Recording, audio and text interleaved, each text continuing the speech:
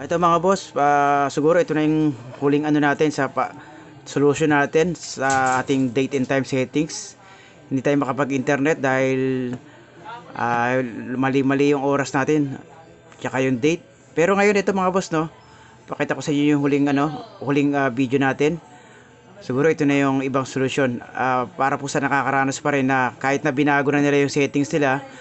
Tinuro natin yung una, no, babaguhin mo lang yung settings nyo sa date and time tsaka yung region o yung language, makakapag-internet na kayo.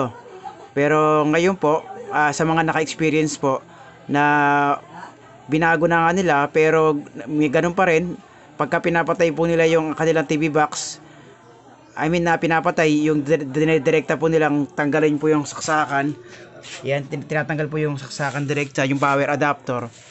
Ngayon pagbubuksan naman nila, ganun uli, bumabalik po sa dati yung date o tsaka yung time, bumabalik sa maling date. Ganun po, no. Ngayon po, ang pinakasolusyon na natin, huling solusyon, ito na po ang pinakasolusyon. Wag na po natin tanggalin yan, yung power adapter ng ating TV box. Wag nyo na pong alisin, no? Wag nyo nang tatanggalin. Ang gagawin nyo na lang, proper shutdown nyo na lang po siya. Pag sinabing proper shutdown, ito, ilalong press nyo lang po yung inyong ano sa remote nyo, ilalong press nyo yung power dyan, yung red. Ayan, nakita yung red. Ayan lang. Yung red. Ayan, nakita nyo yung red. Itong red na to, shutdown po yan. Proper shutdown nyo na lang siya. Long press nyo siya, long press. Ayan, long press. Ayan lang. Long press natin. Yan, pag lumabas po yan, power off nyo na lang po. Ayan po tinatawag na power shutdown. Tama, proper shutdown. Power off nyo na lang. Ayan. Power off nyo. Yan. Yan na po. Ngayon, tanggalin nyo na yung mga saksakan nyo. Pero wag nyo lang alisin po yung power adapter nyo. Yun, ganun na po. Para hindi na kayo pabago-bago po ng time and date. Okay lang po kahit na mali po yung yung time.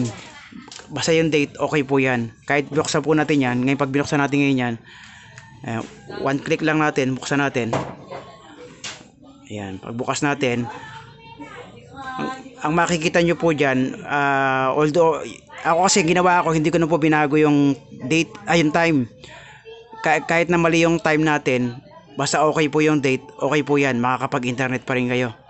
Na, wag niyo na pong baguhin po yung yung dati kong tinuro sa inyo, date and time or tsaka yung region.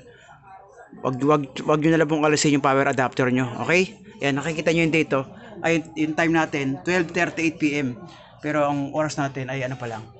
Ay mag-aalas 11 pa lang ng umaga. Na po. Yan, siguro yun na lang po. Maraming salamat po.